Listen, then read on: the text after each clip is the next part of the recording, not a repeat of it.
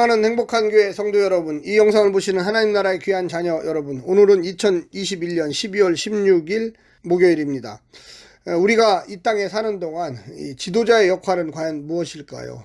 교회의 지도자, 가정의 지도자, 국가의 지도자, 또 어떤 특정한 공동체의 지도자는 어떤 일을 해야만 하는 것입니까? 위기의 상황이 올 때에 그 구성원들을 설득하고 구성원들을 단합하여 그 위기를 극복해야만 합니다. 신앙의 위기가 왔을 때 또 지도자들이 서로 힘을 합하여 그 가정을 위기에서 구출해야 합니다. 민족적으로도 역시 마찬가지입니다. 전 목회자들이 회개를 하고 하나님께 나와 용서를 구할 때 그 하나님께서 은혜와 하나님의 놀라운 축복을 다시금 회복할 수가 있는 것입니다. 요엘서의 이야기도 역시 마찬가지입니다. 이스라엘 백성들에게 하나님께서 심판의 메뚜기 떼를 보내고 있습니다. 이때 지도자였던 제사장들은 과연 어떤 역할을 감당했을까요? 오늘 본문에서 이와 같은 이야기를 하고 있습니다. 오늘 본문 요엘 1장 13절부터 20절까지의 말씀을 듣고 다시 오겠습니다.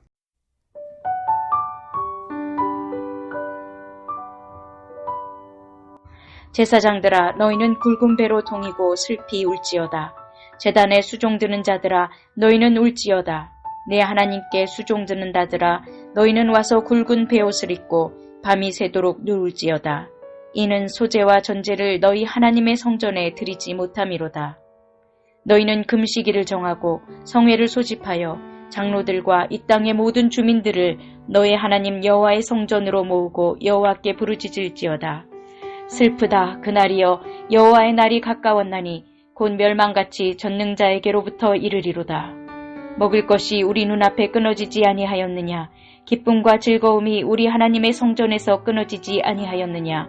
씨가 흙덩이 아래에서 썩어졌고 창고가 비었고 곡간이 무너졌으니 이는 곡식이 시들었음이로다.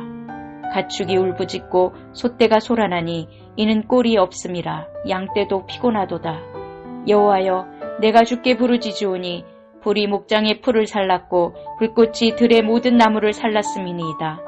들짐승도 주를 향하여 헐떡거리오니 시내가 다 말랐고 들의 풀이 불에 탔음이니이다.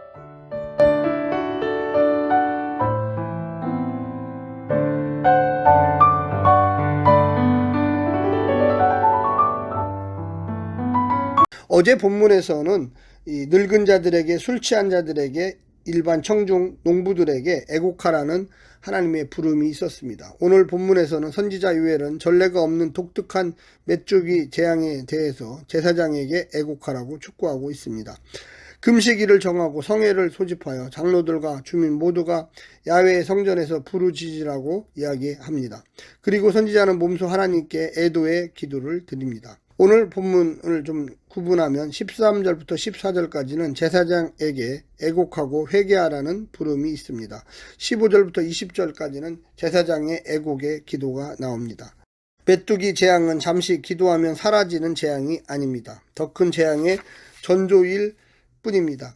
제사장은 누구입니까? 지도자입니다. 이런 심각성을 미리 알고 조치를 취해야 하는 지도자들이 아닙니까? 어서 모든 백성을 소집하여 금식을 선포하고 하나님께 부르짖어야 합니다. 회개해야 합니다.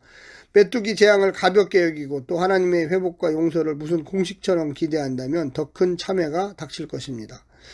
오늘날도 그렇습니다. 우리 한국 사회에 또한 영적인 이 회개의 시대가 오고 있습니다. 물질 문명에 완전히 함께 동조하며 일체가 되어 있는 성도들이 타락의 전조를 보이고 있습니다. 많은 곳에서 문제점이 드러나고 있습니다. 교회 안에서 돈만 좋아하고 사랑하는 문제들이 벌어지고 있습니다. 우리 목회자들부터 또 교회 중직들부터 회개하는 운동이 있어야만 하겠습니다. 두 번째는 야훼의 날입니다. 대개 야훼의 날, 여호와의 날, 주님의 날은 하나님의 백성에게는 구원의 날이요 대적자에게는 심판의 날이었습니다. 그런데 지금은 오늘 본문에서 하나님의 백성이 하나님의 대적이 되었습니다. 야훼의 날은 그들에게 심판의 날이 될 것입니다.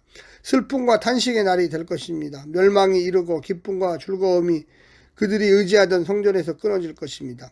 생태계도 그들에게 돌아설 것이고 짐승들도 고통을 당할 것입니다. 인간의 범죄로 온 피조세계가 고통을 당하며 인간의 심판에 동조할 것입니다. 마지막 세 번째는 탄식의 날입니다.